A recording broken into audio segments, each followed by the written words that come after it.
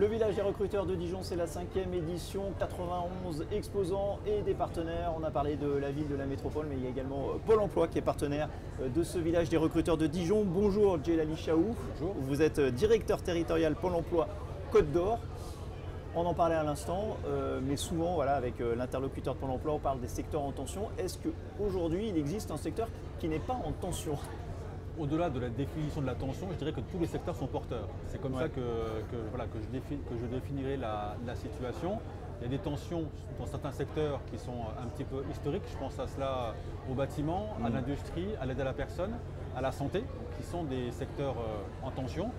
Le contexte économique d'aujourd'hui fait que ces secteurs en tension le restent et tous les autres secteurs sont extrêmement porteurs. Et c'est ce qui explique qu'effectivement on observe une tension sur le marché du travail dans sa globalité. Est-ce que cette tension, j'allais dire, elle peut bénéficier aux demandeurs d'emploi dans le sens où on peut effectivement comparer, choisir Cette tension qui existe, qu'on constate sur le marché, fait suite au fait que les demandeurs d'emploi ont retrouvé de l'activité. Donc là, c'est quelque chose qu'il est important de rappeler. Au cours de ces 2 dernières années, la demande d'emploi a fortement baissé, le taux de chômage a fortement baissé également, et c'est le résultat du fait qu'il y a eu un retour à l'emploi extrêmement important des demandeurs d'emploi, toutes catégories confondues, que ce soit les jeunes en grosse majorité, mais aussi les moins jeunes, les seniors, les personnes qui sont plus éloignées de l'emploi sur le champ de la qualification, les chômeurs de longue durée. Donc c'est un marché qui a permis à bon nombre de chômeurs de longue durée à reprendre de l'activité.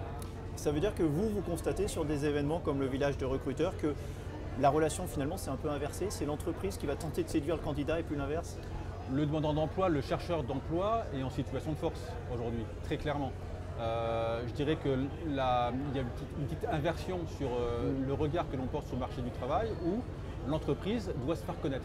Voilà, il y a des entreprises aujourd'hui que j'ai pu rencontrer ce matin que je ne connaissais pas forcément, mais sur lesquelles ils sont sur un secteur d'activité qui sont, je dirais, porteurs. Dans les années précédentes, ils n'ont pas eu de difficulté à recruter. Dans le contexte d'aujourd'hui, la donne change et il faut qu'ils se mettent en lisibilité vis-à-vis des chercheurs d'emploi.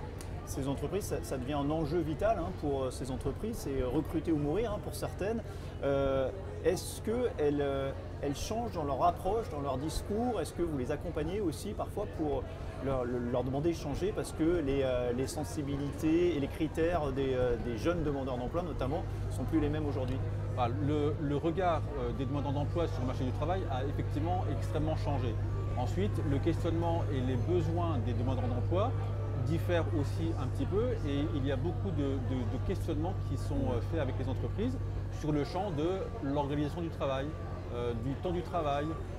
La notion de qualité de vie au travail devient quelque chose d'extrêmement important et quelque chose qui est en discussion entre l'entreprise et le demandeur d'emploi. Est-ce que le CV, ça sert à quelque chose encore aujourd'hui?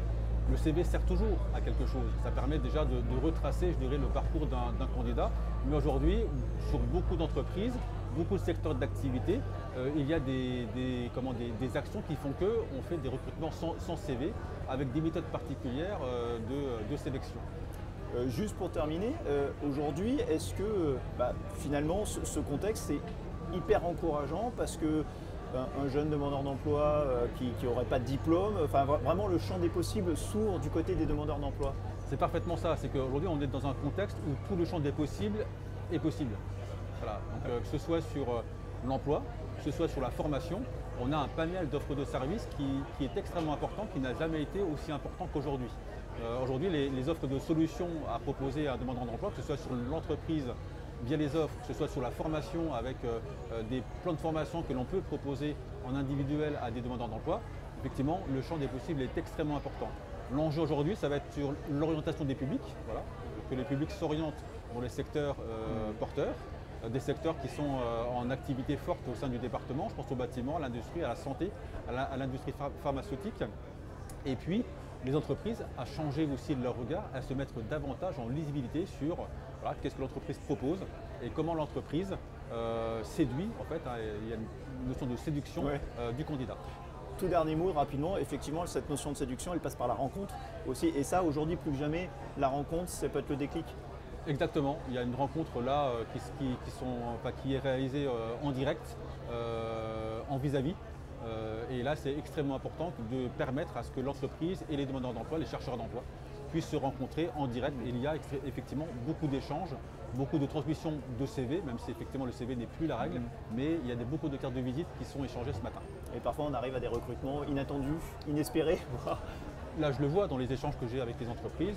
Un bon nombre d'entreprises ont collecté des profils intéressants sur lesquels il va y avoir, je l'espère, des contacts ultérieurs et même des recrutements à venir. Merci beaucoup Djelali Chaou, donc directeur territorial Pôle emploi Côte d'Or. Et bonne journée sur le village des recruteurs de Dijon, 5e édition. Merci.